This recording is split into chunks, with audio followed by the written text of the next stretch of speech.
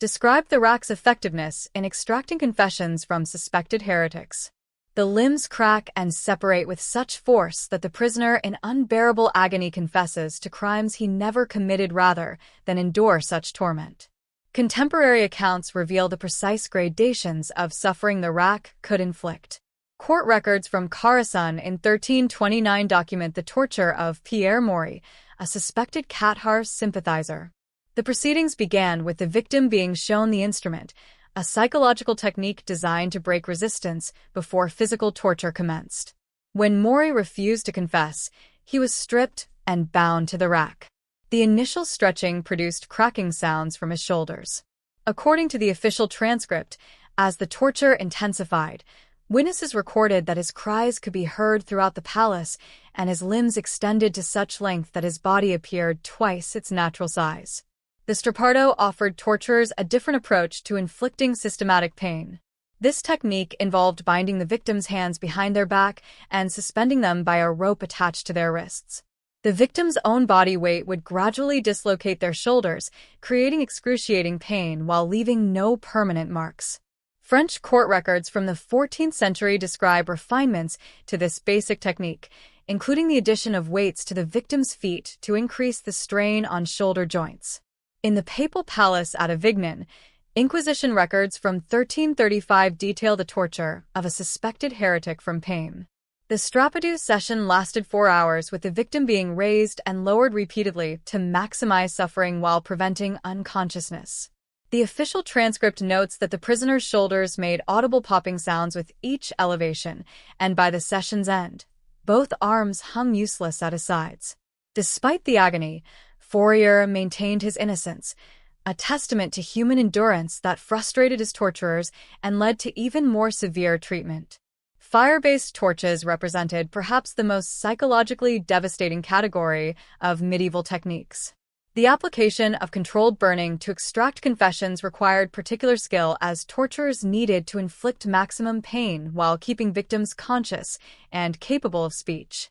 The most common technique involved slowly roasting the soles of victims' feet over braziers filled with burning coals. Contemporary accounts describe the sickening smell of burning flesh that would fill torture chambers, along with the victims' screams that could be heard throughout surrounding buildings. The Inquisition tribunal at Toulouse maintained detailed records of fire torture sessions throughout the 14th century. One particularly harrowing account from 1353 describes the treatment of Bernard Clare, accused of harboring heretical beliefs. The proceedings began at dawn, with clergy being strapped to a specially constructed chair that held his feet over burning coals. The heat was gradually increased over several hours, with scribes recording his responses to questions between his screams. By midday, court records note that the flesh had begun to separate from the bone, and the smell had become so overwhelming that several witnesses fled the chamber. The innovation of medieval torturers extended to devices designed to crush rather than stretch or burn. The thumbscrew, first documented in German courts during the 13th century, consisted of metal plates that could be slowly tightened around victims' thumbs or fingers. The gradual compression would crack bones and tear flesh, while creating pain so intense that few victims could maintain silence. Similar principles were applied on a larger scale, with devices designed to crush feet, hands, or heads. Boot torture, particularly popular in Scotland and northern England, involved encasing victims' legs in iron or wooden boots that could be slowly tightened with wedges. Each blow of the hammer driving the wedges deeper would crush bones and soft tissue, creating waves of agony that often caused victims to lose consciousness. Court records from Edinburgh in 1397 describe a torture session where the prisoner's leg bones were so completely shattered that fragments fell from his boots when they were removed. Water torture techniques demonstrated the sophistication of medieval practitioners in manipulating basic physiological processes to create unbearable suffering. The most common method involved forcing victims to consume massive quantities of water, causing their stomachs to distend painfully. French court records from the 15th century described sessions where victims were forced to drink up to 8 gallons of water, causing internal organs to compress and creating sensations of drowning while remaining fully conscious. The refinement of these techniques reflected the systematic nature of medieval torture.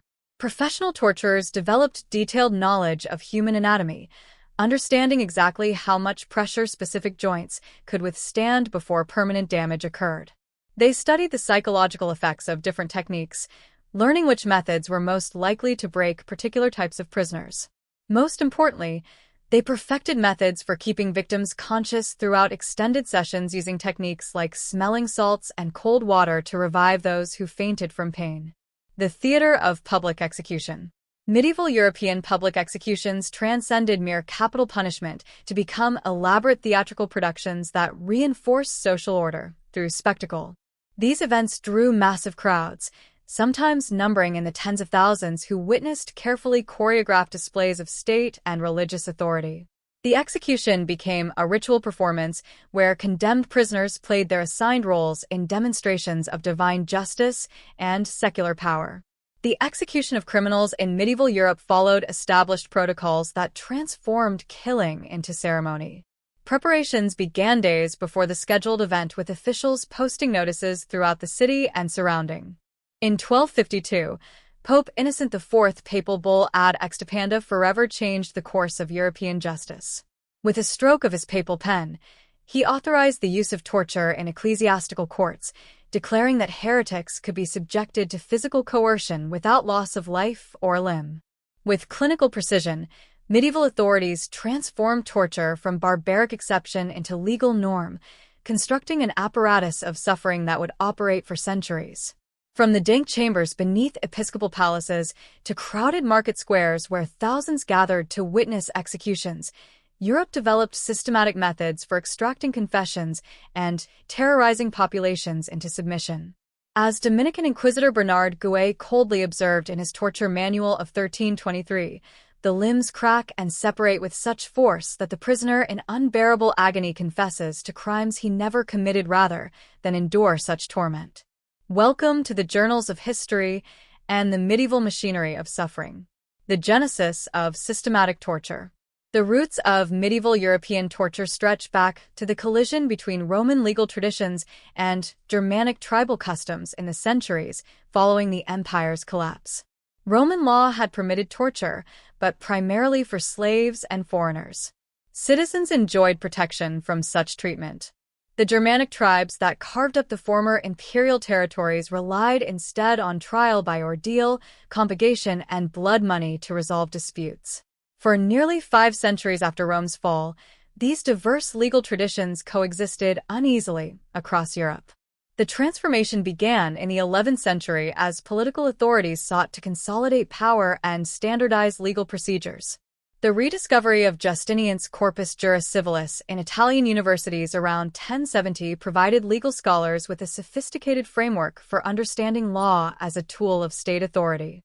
Within these ancient Roman texts lay detailed provisions for the use of torture in criminal proceedings, knowledge that medieval jurists would adapt with devastating effect. The Crusades accelerated this legal revolution. Contact with Byzantine and Islamic legal systems exposed European nobles and clergy to alternative approaches to criminal justice, many of which incorporated systematic torture. The military orders established to fight in the Holy Land developed their own judicial procedures, blending Roman law with ecclesiastical authority in ways that would later influence secular courts across Europe. By 1200, torture had begun its systematic integration into European legal systems. The process started in Italy, where the revival of Roman law was most complete. The Liber Augustilis promulgated by Frederick II of Sicily in 1231 explicitly authorized torture for certain categories of crimes, establishing procedures that would be copied throughout the Holy Roman Empire. The code specified that torture could be applied to extract confessions from suspects when other evidence was insufficient. A standard so vague it could justify almost any application of physical coercion. The Church's embrace of torture through the Ad Extirpanda bull represented the culmination of this legal evolution. Pope Innocent IV's authorization came in response to the perceived threat of heretical movements, particularly the Cathar communities in southern France that had survived the brutal Albigensian crusade of the early 13th century. The papal bull established the legal framework for the Inquisition's use of torture, creating a model that secular authorities would eagerly adopt for their own purposes. The bull's language revealed the care with which church authorities approached this moral transformation. Torture was to be applied without loss of life or limb, a restriction that in practice proved meaningless as skilled torturers could inflict excruciating pain while technically preserving life and limb. The document required that secular authorities actually perform the torture, allowing church officials to maintain the fiction that their hands remained clean. Most crucially, it established the legal principle that confessions extracted under torture were valid evidence in criminal proceedings. Within decades of the bull's promulgation, torture chambers had been established in episcopal palaces across Europe. The Archbishop of Cologne's palace contained a sophisticated torture facility by 1260, complete with specially designed instruments and trained personnel. Similar installations appeared in Toulouse, where the Inquisition pursued the remnants of Cathar communities with particular ferocity. By 1300, virtually every major ecclesiastical center in Europe had developed the infrastructure necessary to conduct systematic torture. The techniques employed in these early torture chambers drew heavily from Roman precedents, but medieval practitioners added their own refinements. The quaestio, or judicial torture of Roman law, had been relatively straightforward, primarily involving the rack and various forms of beating. Medieval torturers developed far more sophisticated methods, creating devices that could inflict precise gradations of pain while keeping victims conscious and capable of speech. The arsenal of agony. The medieval torture chamber represented the convergence of craftsmanship and cruelty, where skilled artisans applied their talents to the construction of devices designed solely to inflict suffering. These instruments evolved over centuries, each generation of torturers refining techniques and developing new methods to overcome human resistance to pain. The result was an arsenal of devices that could systematically break down both body and will. The rack stood as perhaps the most infamous instrument of medieval torture. First documented in ecclesiastical courts of the 13th century, the device consisted of a rectangular wooden frame with a roller at each end. Ropes connected to the rollers were tied around the victim's wrists and ankles.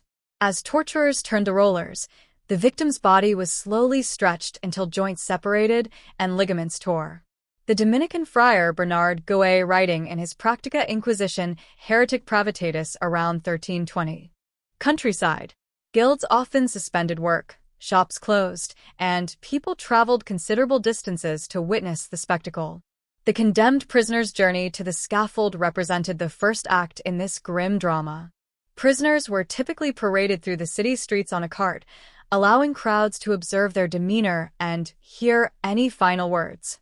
This procession served multiple purposes. It demonstrated the prisoner's helplessness before the power of the state, provided opportunity for public humiliation, and allowed authorities to gauge popular sentiment regarding the conviction.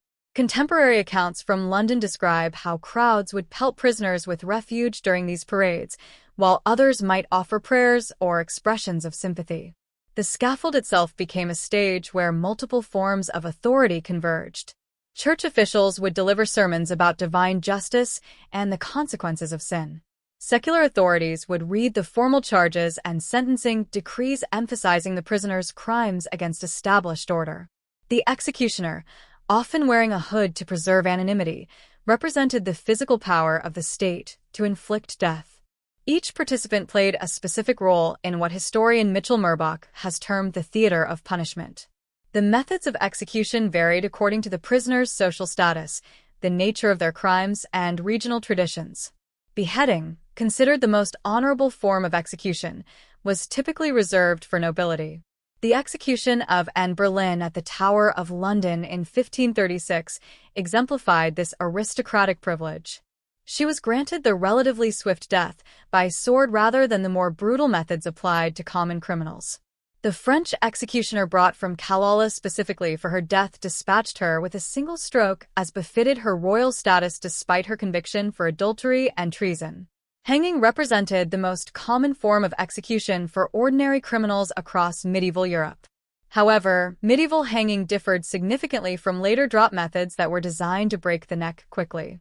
Medieval gallows typically involved slow strangulation with victims suspended by nooses around their necks and left to gradually suffocate. This process could take 20 minutes or more, during which the condemned would struggle violently, their faces turning purple as they slowly lost consciousness. Crowds would watch these death throes with fascination, interpreting the victims' final movements as signs of their spiritual state.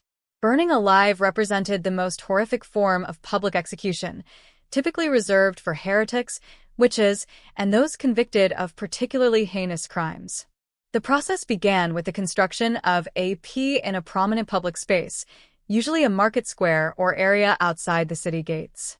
The condemned would be chained to a stake surrounded by bundles of wood and kindling. As flames gradually consumed the P, victims would experience increasingly intense pain as the fire reached their bodies. The burning of heretics, in particular, became elaborate religious ceremonies. The execution of Jerome of Prague and Constance in 1416 exemplifies the ritual surrounding these events. Jerome, a follower of reformer Jan Hus, was led to the PY wearing a paper crown painted with devils and inscribed with the words, "This is a heresy." Church officials offered him repeated opportunities to recant his beliefs, but Jerome maintained his convictions even as the flames began to consume him. Contemporary witnesses recorded that he sang hymns until the smoke overcame his voice and continued moving his lips in prayer until the fire reached his face. The crowd's reaction to executions revealed the complex social dynamics these events created. Public executions served as opportunities for the community to witness justice being done, but they also created spaces where traditional hierarchies could be temporarily challenged. Sympathetic crowds might pray for condemned prisoners or express disapproval of harsh sentences. Hostile audiences could turn executions into festivals of collective violence, cheering each stage of the victim's suffering. The execution of criminals in London's Tyburn consistently drew massive crowds throughout the medieval period. The site, located at the intersection of several major roads leading into the city, became synonymous with public execution. The permanent gallows erected there, known as the Tyburn tree, could accommodate multiple prisoners simultaneously. On execution days, the area took on a carnival atmosphere, with vendors selling food and drink to spectators who treated the events as entertainment. Contemporary accounts revealed the theatrical nature of these proceedings. Condemned prisoners were expected to deliver speeches acknowledging their crimes and warning spectators against following their path to destruction. Those who performed their roles convincingly might win sympathy from crowds and more merciful treatment from executioners. Prisoners who maintained their innocence or showed defiance often faced more brutal handling and hostile reception from spectators. The bodies of executed criminals became props in the continuing performance of state power. Corpses were often left hanging from gibbets for weeks or months as warnings to others. The rotting remains served as visceral reminders of the consequences of challenging authority. In cases of treason or particularly serious crimes, bodies might be dismembered and displayed in different locations throughout a kingdom. The quartered remains of traitors were commonly displayed on London Bridge, where thousands of daily travelers would observe the consequences of defying royal authority. The Inquisition's systematic machinery. The Inquisition's torture facilities represented a new level of sophistication in the application of violence. The papal palace at Avignon contained purpose-built torture chambers in its basement levels, complete with drainage systems to handle blood and other bodily fluids, sound-dampening stone walls to muffle screams, and specialized equipment designed for specific techniques. These facilities were staffed by trained personnel who understood both the technical aspects of torture and the legal requirements for documenting confessions. Contemporary records from the Languedoc Inquisition reveal the bureaucratic precision with which these institutions approached their grim work. The tribunal at Carcassonne maintained detailed registers recording the names, accusations, torture methods, confessions, and final disposition of thousands of suspects between 1249 and 1350. These documents provide chilling insight into the systematic nature of inquisitorial torture, revealing how officials processed suspected heretics with assembly line efficiency. The case of Pierre Odier illustrates the Inquisition's methodical approach to extracting confessions. Odier, a former Catholic priest who had converted to Catholicism, was arrested in 139 and subjected to interrogation at the tribunal in Toulouse. Initial questioning failed to produce a confession. So inquisitors ordered his torture to loosen his tongue and illuminate the darkness of his heretical depravity. The official transcript records that Odier was subjected to the strap for 6 hours over 3 separate sessions with breaks calculated to maximize psychological pressure, while allowing his dislocated shoulders to become more painful through swelling and inflammation. Between torture sessions, inquisitors would return Allier to a specially designed cell that prevented sleep and increased his psychological distress. The cell measured barely 6 feet in length and 4 feet in width, forcing the prisoner to remain in a cramped, uncomfortable position. A small window near the ceiling provided the only light, creating a disorienting environment where prisoners quickly lost track of time. Guards were instructed to wake prisoners every few hours, preventing the restorative sleep that might enable continued resistance to interrogation. The Inquisition's interrogation techniques extended beyond physical torture to include sophisticated psychological manipulation. Inquisitors would present fabricated evidence of confessions from family members or friends, claiming that resistance was futile since others had already revealed the prisoner's crimes. They would promise lenient treatment in exchange for cooperation, then ignore these promises once confessions were obtained. Most devastatingly, they would force prisoners to witness the torture of loved ones, breaking down emotional resistance through vicarious suffering. The treatment of Beatrice de Lanesole demonstrates these psychological techniques at their most refined. Beatrice, the widow of a nobleman from Montaix, was arrested in 1320 on suspicion of harboring Cathar sympathies. Rather than immediately subjecting her to physical torture, inquisitors began by arresting her daughters and subjecting them to interrogation in cells adjacent to her own.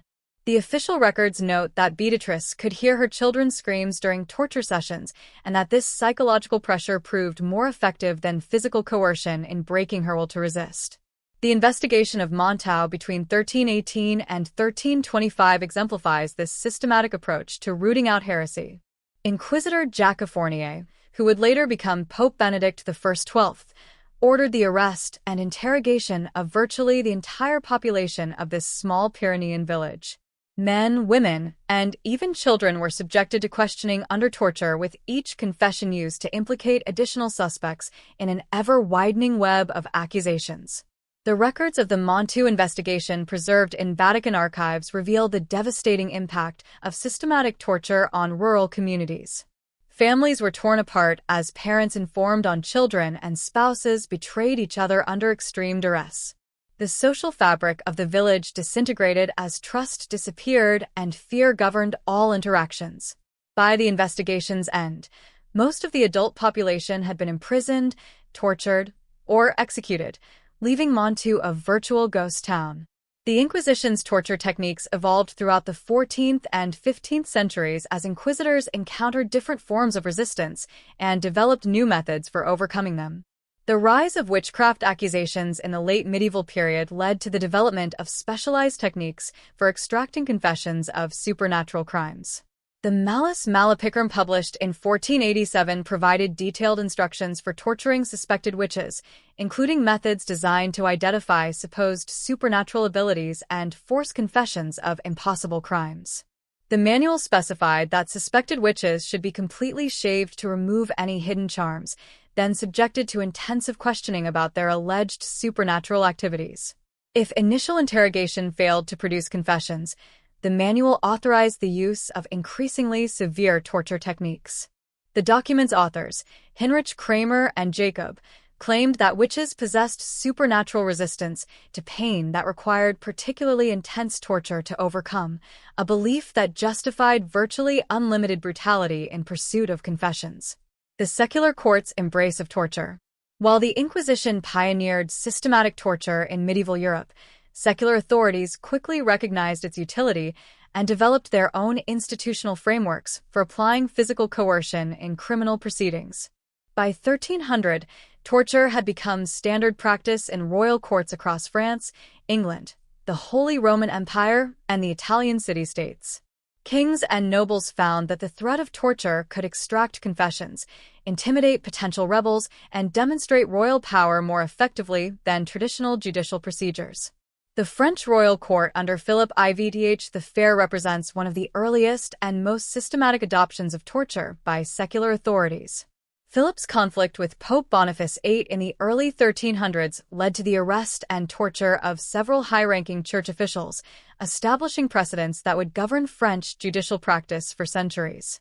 The case of Bishop Bernard Cc of Pamiers illustrates how secular authorities adapted inquisitorial techniques for their own purposes. CI, arrested in 1301 on charges of treason and blasphemy, was subjected to interrogation at the Louvre Palace under conditions that mirrored ecclesiastical torture procedures. Royal officials had constructed specialized facilities in the palace's lower levels, complete with the same instruments and trained personnel employed by church inquisitors. The bishop's torture sessions, lasting several days, were meticulously documented by royal scribes who recorded every question, response, and physical technique employed. The English adoption of torture followed a more gradual pattern, initially limited to cases involving threats to royal security. The Plantagenet kings of the 13th and 14th centuries employed torture primarily against suspected traitors and rebels, particularly during periods of civil unrest. The reign of Edward I saw the systematic torture of captured Scottish nobles following the English conquest attempts, with procedures that closely mirrored continental practices while adapting to English legal traditions. The Tower of London became the primary location for royal torture in England. Its underground chambers, equipped with instruments imported from continental Europe along with locally manufactured devices. The city of Nuremberg exemplified this German approach to institutionalized torture. The city's governing council established a permanent torture facility in 1320, complete with trained executioners who also served as professional torturers. The Holy Roman Emperor Charles V's Golden Bull of 1356 provided legal framework for the widespread use of torture throughout the empire. The document established standardized procedures for criminal prosecution that explicitly authorized torture in cases involving serious crimes. Local rulers seized upon these provisions to justify increasingly brutal interrogation techniques, leading to an arms race of cruelty. As different territories sought to demonstrate their commitment to maintaining order, Italian city-states developed their own distinctive approaches to judicial torture. Influenced by the revival of Roman law and the region's tradition of political violence, Venice established one of the most sophisticated torture systems in medieval Europe, with specialized facilities located in the basement levels of the Doge's palace.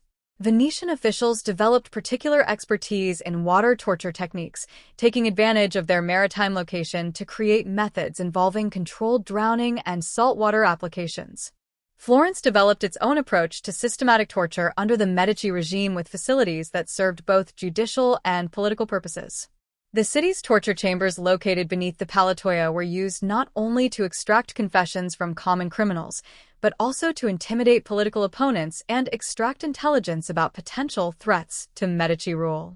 Contemporary accounts describe how suspected conspirators against the Medici were subjected to increasingly sophisticated psychological and physical torture designed to identify other potential enemies. The secular adoption of torture created competitive pressures that drove continuous innovation in torture techniques and devices.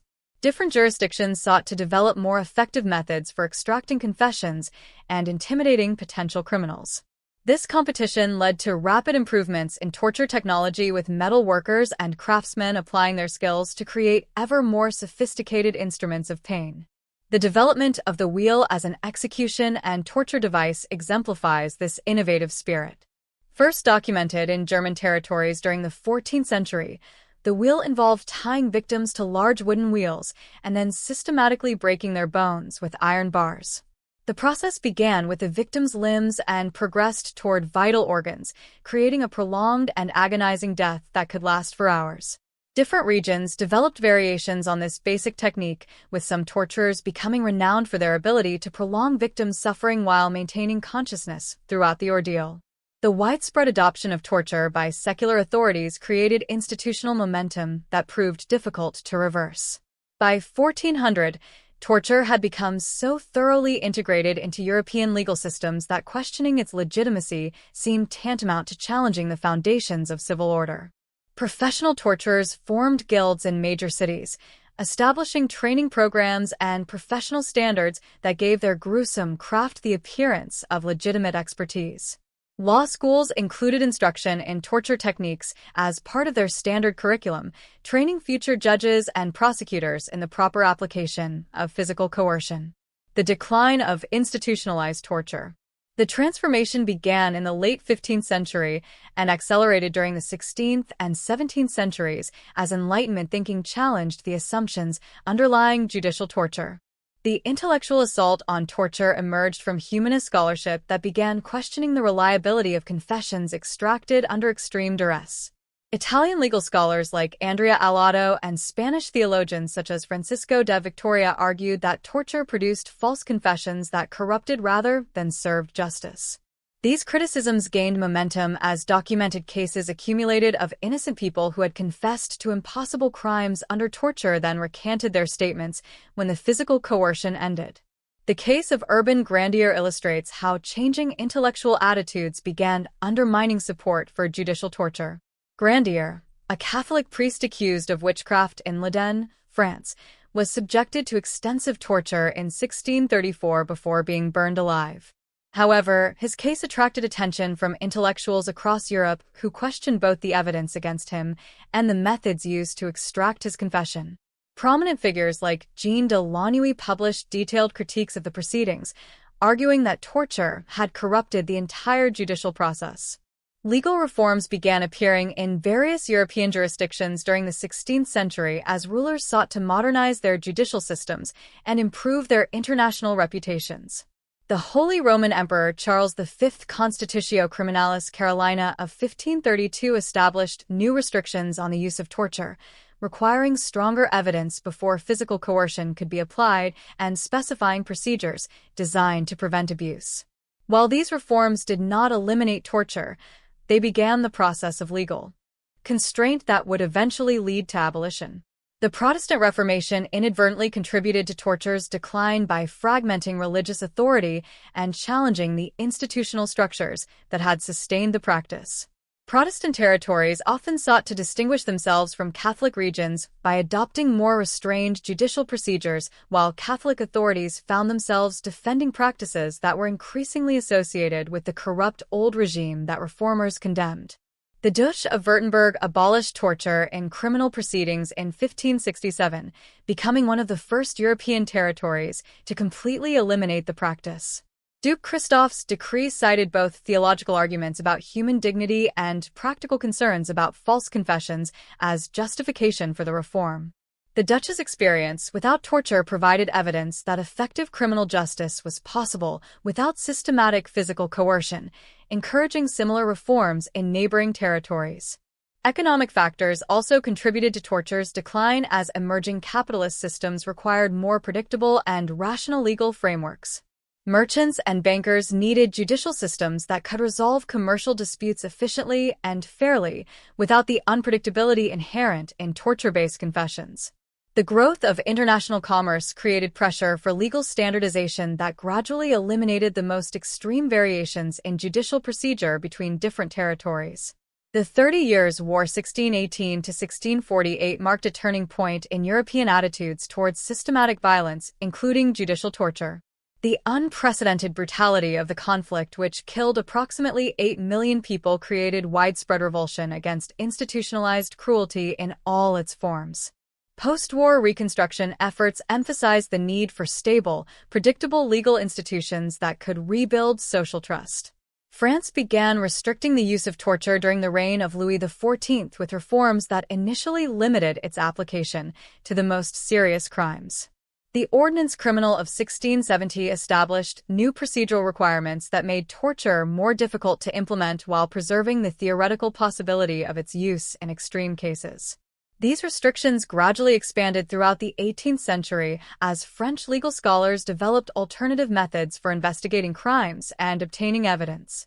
The emergence of professional police forces in the 17th and 18th centuries provided authorities with new tools for criminal investigation that made torture less necessary for obtaining confessions and maintaining order.